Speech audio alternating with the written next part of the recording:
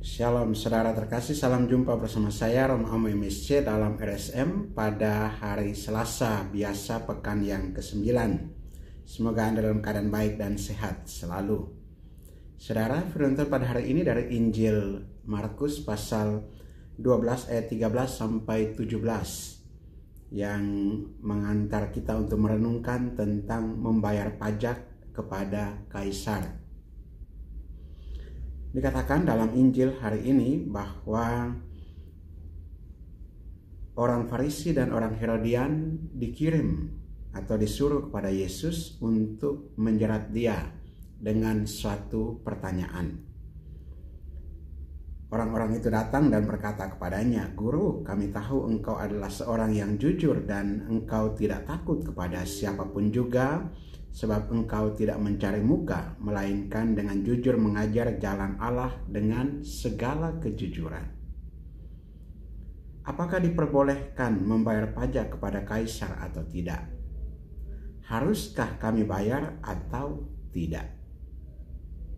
Saudara, ini dua kelompok orang Farisi yang memang benar-benar memegang teguh hukum Taurat, ya, memegang teguh aturan-aturan yang ada, tapi juga ada orang Herodian yang menjadi pengikut dari Raja Herodes, dan orang-orang ini adalah orang-orang yang menjadi kaki tangan juga dari kaisar tentunya, ya, kekaisaran Romawi.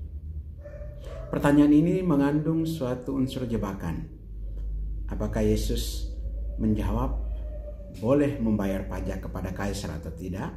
Dan yang kedua, haruskah? Ya, jadi ada dua hal dalam pertanyaan mereka ini. Yang pertama, boleh atau tidak. Ini terkait dengan kerangka norma. Ya. Dan yang kedua adalah haruskah? Dan ini lebih kepada hukum. Ya. Kewajiban. Ya. Yang pertama itu dalam kerangka norma, dan yang kedua dalam kerangka hukum. Kewajiban membayar pajak kepada kaisar. Tapi Yesus tidak terjebak dalam pertanyaan mereka. Yesus justru meminta supaya menunjukkan 1 dinar kepadanya, dan ia bertanya kepada mereka, gambar dan tulisan siapakah ini? Dan mereka menjawab, gambar dan tulisan kaisar. Dan Yesus menyatakan, berikanlah kepada kaisar apa yang wajib kamu berikan kepada kaisar, dan kepada Allah apa yang wajib kamu berikan kepada Allah. Ini ada dua penegasan penting, ya, yang Yesus sampaikan kepada kaisar. Kewajiban kepada kaisar berikanlah kepadanya. Kewajiban kepada Allah berikanlah juga kepada Allah. Yesus tidak memisahkan dalam arti tidak memisahkan salah satu saja yang diutamakan atau mengutamakan salah satunya saja, tetapi melihat dalam konteks kewarganegaraan, dalam konteks kekuasaan di dunia maupun kekuasaan surgawi.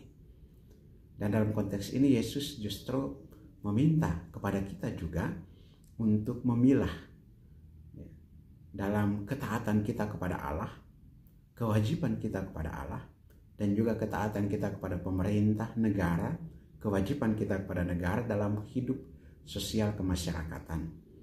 Semoga relasi kita dengan Tuhan dan relasi kita dengan negara sebagai warga negara senantiasa mengajak kita sekalian untuk melaksanakan kewajiban-kewajiban yang ada dengan penuh rasa tanggung jawab dan penuh syukur. Marilah kita berdoa.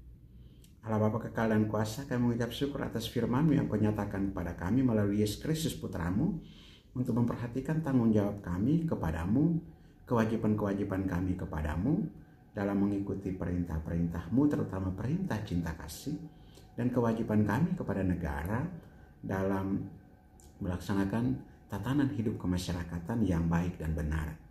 Urapilah kami dengan kuasa Roh Kudus-Mu agar kesaksian kami sebagai pengikut-pengikut Kristus Putra-Mu sungguh-sungguh menggarami dunia kehidupan kami dalam bernegara ini. Kuatkanlah juga saudara-saudara kami yang lemah, dan sembuhkanlah mereka yang sakit. Demi Kristus Tuhan dan Juru Selamat kami yang hidup dan berkuasa bersama Dikau dalam persatuan Roh Kudus Allah sepanjang segala masa. Amin. Berkat Allah yang Maha Kuasa turun dan tinggal atas saudara sekalian, Bapa dan Putra dan Roh Kudus. Amin.